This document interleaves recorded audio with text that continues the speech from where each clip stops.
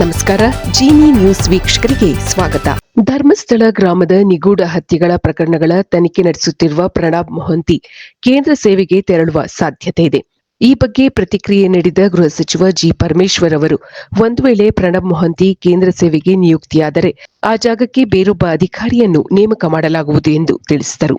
ರಾಜ್ಯದ ಆಂತರಿಕ ಭದ್ರತಾ ವಿಭಾಗದ ಮಹಾನಿರ್ದೇಶಕರಾಗಿರುವ ಪ್ರಣಬ್ ಮೊಹಂತಿ ಅವರು ಕೇಂದ್ರ ಸೇವೆಗೆ ಅರ್ಹತೆ ಪಡೆದ 35 ಐಪಿಎಸ್ ಅಧಿಕಾರಿಗಳ ಪಟ್ಟಿಯಲ್ಲಿ ಸ್ಥಾನ ಪಡೆದಿದ್ದಾರೆ. ಕೇಂದ್ರ ಸರ್ಕಾರದ ವಿವಿಧ ತನಿಖಾ ಸಂಸ್ಥೆಗಳಲ್ಲಿ ಈ ಐಪಿಎಸ್ ಅಧಿಕಾರಿಗಳನ್ನು ನೇಮಕ ಮಾಡಬಹುದು. ಧರ್ಮಸ್ಥಳದ ಗ್ರಾಮದಲ್ಲಿ ನಡೆದಿದೆ ಎನ್ನಲಾದ ಅಪರಾಧ ಕೃತ್ಯಗಳ ಬಗ್ಗೆ ತನಿಖೆ ನಡೆಯುತ್ತಿದೆ. ತನಿಖೆಯ ಬಳಿಕ ಎಲ್ಲಾ ಮಾಹಿತಿ ಸಿಗಲಿದೆ ಎಂದು ಇದೇ ಸಂದರ್ಭದಲ್ಲಿ ಪರಮೇಶ್ವರ್ ತಿಳಿಸಿದರು. ಸೋಷಿಯಲ್ ಮೀಡಿಯಾದಲ್ಲಿ ತಮ್ಮ ವಿರುದ್ಧ ಅಶ್ಲೀಲ ಸಂದೇಶಗಳನ್ನು ಪೋಸ್ಟ್ ಮಾಡುತ್ತಿರುವವರ ವಿರುದ್ಧ ನಟಿ ರಮ್ಯಾ ನೀಡಿರುವ ದೂರಿನ ಕುರಿತು ಪ್ರತಿಕ್ರಿಯೆ ನೀಡಿದ ಪರಮೇಶ್ವರ್, ಅಭಿಪ್ರಾಯ ವ್ಯಕ್ತಪಡಿಸಲು ಎಲ್ಲರೂ ಸ್ವತಂತ್ರರು, ಆದರೆ ಯಾರ ತೇಜೋವಧೆಗೂ ಅವಕಾಶ ಇಲ್ಲ ಎಂದರು. ದೂರಿನ ಬಗ್ಗೆ ನಾವು ಕ್ರಮ ತೆಗೆದುಕೊಳ್ಳುತ್ತೇವೆ ಎಂದು ಗೃಹ ಸಚಿವರು ತಿಳಿಸಿದರು.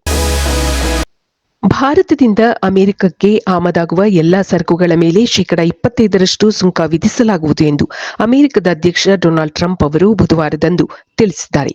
ರಷ್ಯಾದಿಂದ ತೈಲ ಆಮದು ಮಾಡಿಕೊಳ್ಳುತ್ತಿರುವುದಕ್ಕೂ ದಂಡವನ್ನು ವಿಧಿಸುವುದಾಗಿ ಅವರು ಘೋಷಿಸಿದ್ದಾರೆ. ಭಾರತದಲ್ಲಿ ಸುಂಕದ ದರ ಹೆಚ್ಚಾಗಿದೆ, ಅದು ವಿಶ್ವದಲ್ಲಿಯೇ ಅತ್ಯಧಿಕವಾಗಿದೆ ಎಂದು ಹೇಳಿರುವ ಟ್ರಂಪ್, ಭಾರತ ಅತ್ಯಂತ ಕಠಿಣ ಹಾಗೂ ಅಹಿತಕರ ವಿತ್ತೀಯ ನೀತಿ ಹೊಂದಿದೆ ಎಂದು ಟೀಕಿಸಿದ್ದಾರೆ. ಭಾರತ ನಮ್ಮ ಸ್ನೇಹಿತ, ಆದರೆ ಕಳೆದ ಕೆಲವು ವರ್ಷಗಳಿಂದ ನಾವು ಅವರೊಂದಿಗೆ ಕಡಿಮೆ ವ್ಯಾಪಾರ ಮಾಡಿದ್ದೇವೆ ಎಂದು ಅಮೆರಿಕದ ನಿವಾಸಿಗಳಿಗೆ ಟ್ರಂಪ್ ತಿಳಿಸಿದ್ದಾರೆ. ಭಾರತದ ಮೇಲಿನ 25% ಅಮೆರಿಕ ಟ್ಯಾಕ್ಸ್ ಆಗಸ್ಟ್ 1ರಿಂದ ಜಾರಿಗೆ ಬರಲಿದೆ. ಈ ಬಗ್ಗೆ ಭಾರತ ಪ್ರತಿಕ್ರಿಯೆ ನೀಡಿದೆ. ಭಾರತದ ರಫ್ತಿನ ಮೇಲೆ ಶೇಕಡಾ 25% ಸುಂಕ ಹಾಗೂ ಹೆಚ್ಚುವರಿ ದಂಡ ವಿಧಿಸಿರುವ ಅಮೆರಿಕದ ಅಧ್ಯಕ್ಷ ಡೊನಾಲ್ಡ್ ಟ್ರಂಪ್ ಅವರ ಘೋಷಣೆಗೆ ಕೇಂದ್ರ ಸರ್ಕಾರ ಅಧಿಕೃತವಾಗಿ ಪ್ರತಿಕ್ರಿಯೆ ನೀಡಿದೆ. ಟ್ರಂಪ್ ಅವರ ಹೇಳಿಕೆಗಳನ್ನು ಗಮನಿಸಲಾಗಿದೆ ಹಾಗೂ ಅವುಗಳ ಪರಿಣಾಮಗಳನ್ನು ನಿರ್ಣಯಿಸಲಾಗುವುದು ಎಂದು ಭಾರತ ತಿಳಿಸಿದೆ. ಅಮೆರಿಕದ ಅಧ್ಯಕ್ಷ ಡೊನಾಲ್ಡ್ ಟ್ರಂಪ್ ಅವರು ಭಾರತದ ಸರಕುಗಳ ಮೇಲೆ ಶೇಕಡಾ 25% ಟ್ಯಾಕ್ಸ್ ವಿಧಿಸಲಿದ್ದಾರೆ. ರಷ್ಯಾದಿಂದ ತೈಲ ಆಮದು ಮಾಡಿಕೊಳ್ಳುತ್ತಿರುವುದಕ್ಕೂ ದಂಡವನ್ನು ವಿಧಿಸುವುದಾಗಿ ಅವರು ಘೋಷಿಸಿದ್ದಾರೆ. ಭಾರತದಲ್ಲಿ ಸುಂಕದ ದರ ಹೆಚ್ಚಾಗಿದೆ, ಅದು ವಿಶ್ವದಲ್ಲಿಯೇ ಅತ್ಯಧಿಕವಾಗಿದೆ ಎಂದು ಹೇಳಿರುವ ಟ್ರಂಪ್, ಭಾರತ ಅತ್ಯಂತ ಕಠಿಣ ಹಾಗೂ ಅಹಿತಕರ ವಿತ್ತೀಯ ನೀತಿ ಹೊಂದಿದೆ ಎಂದು ಟೀಕಿಸಿದ್ದಾರೆ. ಭಾರತ ನಮ್ಮ ಸ್ನೇಹಿತ, ಆದರೆ ಕಳೆದ ಕೆಲವು ವರ್ಷಗಳಿಂದ ನಾವು ಅವರೊಂದಿಗೆ ಕಡಿಮೆ ವ್ಯಾಪಾರ ಮಾಡಿದ್ದೇವೆ ಎಂದು ಅಮೆರಿಕದ ನಿವಾಸಿಗಳಿಗೆ ಟ್ರಂಪ್ ತಿಳಿಸಿದ್ದಾರೆ. ಭಾರತದ ಮೇಲಿನ 25% ಅಮೆರಿಕ ಟ್ಯಾಕ್ಸ್ ಆಗಸ್ಟ್ 1ರಿಂದ ಜಾರಿಗೆ ಬರಲಿದೆ. ಈ ಬಗ್ಗೆ ಭಾರತ ಪ್ರತಿಕ್ರಿಯೆ ನೀಡಿದೆ.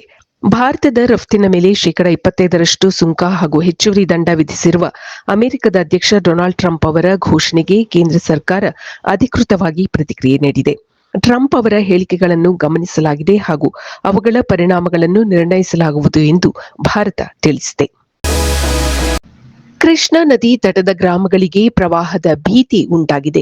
ಬೆಳಗಾವಿ ಜಿಲ್ಲೆಯ ರಾಯಬಾಗ ಹಾಗೂ ಚಿಕ್ಕೋಡಿ ಭಾಗಗಳಲ್ಲಿ ಕೃಷ್ಣಾ ನದಿಗೆ 1,40,000 ಕ್ಯೂಸೆಕ್ಸ್ ನೀರು ಹರಿದು ಬರುತ್ತಿದೆ. ಮಹಾರಾಷ್ಟ್ರದಲ್ಲಿ ಹೆಚ್ಚಿನ ಪ್ರಮಾಣದ ಮಳೆಯಾಗುತ್ತಿರುವುದರಿಂದ ಕೃಷ್ಣಾ ನದಿಗೆ ಅಪಾರ ಪ್ರಮಾಣದ ನೀರು ಹರಿದು ಬಂದಿದೆ. ಮಳೆಯಿಂದಾಗಿ ಕೃಷ್ಣಾ ನದಿ ತೀರದಲ್ಲಿರುವ ಗ್ರಾಮಗಳಿಗೆ ಪ್ರವಾಹದ ಭೀತಿ ಎದುರಾಗಿದೆ. ಈ ಪ್ರಾಂತ್ಯಗಳಲ್ಲಿ ಈಗ ಹೈ ಅಲರ್ಟ್ ಘೋಷಿಸಲಾಗಿದೆ. ಇನ್ನು ಕೊಡಗು ಜಿಲ್ಲೆಯಲ್ಲಿ ಮಳೆ ಕಣ್ಣಾ ಮುಚ್ಚಾಲೆ ಆಡುತ್ತಿದೆ. ಹೆಚ್ಚಿನ ಮಳೆಯ ಕಾರಣ ಶಾಲಾ ಕಾಲೇಜುಗಳಿಗೆ ರಜೆ ಘೋಷಿಸಿದ ದಿನಗಳಲ್ಲಿ ಮಳೆ ಬರ್ತಿಲ್ಲ. ಇಲ್ಲಿ ಅಧಿಕ ಮಳೆಯಾಗುವ ಮುನ್ಸೂಚನೆ ದೊರೆತ ಹಿನ್ನೆಲೆಯಲ್ಲಿ ಶಾಲಾ ಕಾಲೇಜುಗಳಿಗೆ 15 ದಿನಗಳ ಕಾಲ ರಜೆ ಘೋಷಿಸಿದ್ದಾರೆ ಕೊಡಗಿನ ಡಿಸಿ. ಆದರೆ ಈ ಅವಧಿಯಲ್ಲಿ ಹೆಚ್ಚಿನ ಮಳೆ ಆಗಿಲ್ಲ. ರಜೆಯ ಕಾರಣ ಪಾಠ ಪ್ರವಚನಗಳು ಮುಂದಕ್ಕೆ ಹೋಗದೆ ವಿದ್ಯಾರ್ಥಿಗಳು ಹಾಗೂ ಶಿಕ್ಷಕರು ಗೊಂದಲದಲ್ಲಿದ್ದಾರೆ. ಇದು ಈ ದಿನದ ಸುದ್ದಿಗಳು. ನಿರಂತರ ಸುದ್ದಿಗಳಿಗಾಗಿ ವೀಕ್ಷಿಸುತ್ತಿರಿ ಜಿನಿ ನ್ಯೂಸ್. ನಮಸ್ಕಾರ.